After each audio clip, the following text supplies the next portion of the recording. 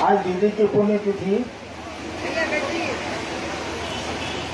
आप और हम श्रद्धांजलि अर्पित करने को एकत्रित हैं।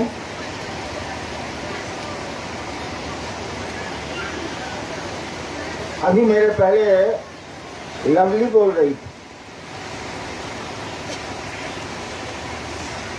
एक बार उसकी कहानी है कि वो सलीम चिश्ती के दरबार में गई। तो मेरा भी कुछ ऐसा ही स्वभाव है, मैं मंदिरों और ऐसी जगहों पे भीतर नहीं जाता। दोष हम ही लोगों का है, खुदा तो मेहरबान है। ये नहीं जा रही थी, लोगों ने बहुत जिद किया अंदर चलने को, बोले कि मरे हुए आदमी के यहाँ हम जाके क्या करेंगे। रवि ने कहा, ठीक मेरे पहले जो बोल रही थी अनुमी का, कहा कि मरे हुए आदमी के पास हम जाके क्या करें, हम नहीं जाए। ये बॉडीगार्ड भी था इनके साथ, दो वर्दी में था। कहा कि दीदी चलिए ना, दीदी चलिए ना। इनके डॉक्टर साहब भी थे, उन्होंने भी रिक्वेस्ट किया, नहीं तैयार हुई कि ना हम नहीं जाए। अंत में किसी तरह मानी और गई, लेकिन सेजदा नहीं किया। लौटने लगी तो एक आवाज कान में आई, आज भी वो बोलती है तो उसके रोज खड़े हो जाते हैं। एक आवाज आई, साधु मरते नहीं हैं। इसके कान में किसी ने स्पष्ट कहा, भीतर ही मजार के भीतर, साधु मरते नहीं हैं। ये हमारी संस्कृति भी है, हमारी सभ्यता भी है। आदमी मरता है तो स्वर्गीय लिखा जाता है, लेकिन नहीं लिखते आप कि स्वर्गीय महाबुद्ध, स्वर्गीय महावीर, स्वर्गीय राम, स्वर्गीय कृष्ण, हम लोग नहीं लिखते हैं। किसी साधु के पहले स्वर्गीय नहीं लगता है, आदमी के नाम के पहले लगता है, अंग्रेजी में लेट लगता है, लेकिन साधु के नाम के पहले स्वर्गीय नहीं लगता। और सलीम चिश्ती साहब ने खुद कहा रवि को, साधु मरते नहीं हैं। हमारी आती दीदी भी मरी नहीं है, तो जिंदा। शरीर का क्या है, आज है कल ना होगा, तो जिंदा है। सच्ची श्रद्धांजलि तो वही होगी जो उन्होंने करना चाहा था। सही में अगर श्रद्धांजलि आप देना, हम देना चाहते हैं, तो उन्होंने जो करना चाहा था, जिसके लिए वो करते करते चली गई दुनिया से, और जाते जाते भी कर गई। सुना आपने, सुमेंद्र जी बोल रहे थे, वही हमको आपको करना चाहिए।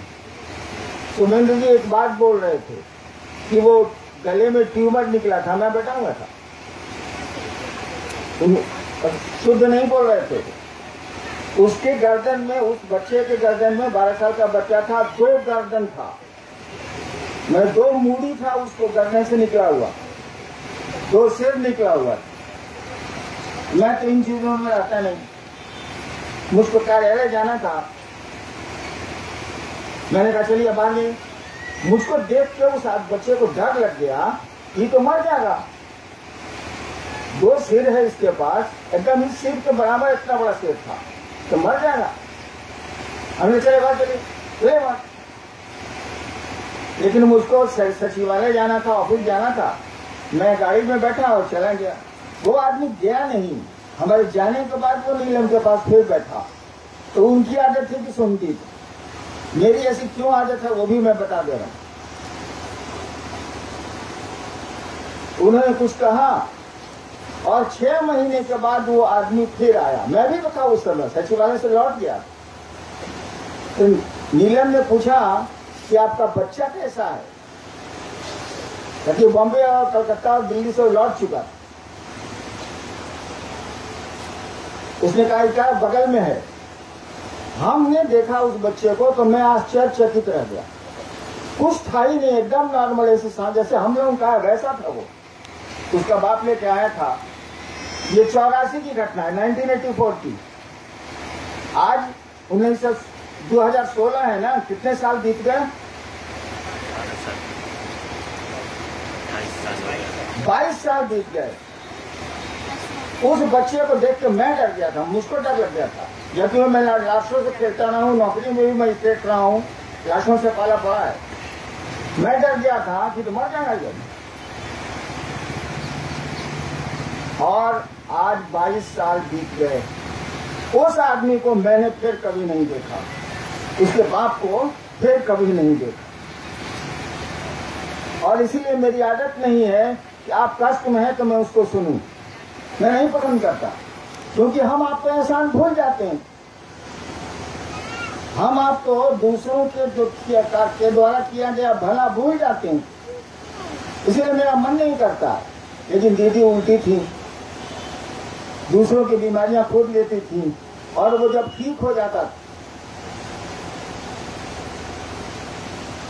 तो फिर वो कहाँ जाता था कोई ठिकाना नहीं है। रांची में एक आदमी है, वो बच्चे की लाश लेके आया था हम लोग के पास, रांची में रहता, लाश लेके आया, लगभग बच्चा मरा हुआ था। उन्होंने कुछ कहा और बच्चा चला गया, फर्स्ट क्लास है, बहुत अच्छा है। उस घटना के आज 30 साल से ज्यादा गुजर गए, वो आदमी फिर नहीं मिला मुझसे। 10 दिन पहले रांची पर ये इस डेरे में कटहल मोड़ में वो आया था, पहचान गया मैं। हमने कहा कि भाई साहब आ गए आप? तो जी हम तो स्वतः के महोत्सव में भी गए। आदमी ऐसा होता, आप ऐसा मत बनिएगा। जो एहसान फरामोश होता है वो महादेव का चेला नहीं हो सकता है, आध्यात्मिक ही नहीं हो सकता। हमको आपको चाहिए कि कोई एक गिलास पानी पिलाए तो इसको याद रखें हम आप। हमको आपको ऐसा नहीं बनना है, दूसरे का एहसान भूलना नहीं है। दूसरे ने जो आपके लिए हमारे लिए किया है उसको भूलते वो लोग हैं जो इंसान नहीं होते। और मेरा मानना है कि शिव इसको पसंद नहीं करते। सुना आपने जो कह ही रहे थे कि वो तो विष पीता है, अमृत दूसरों के लिए छोड़ देता।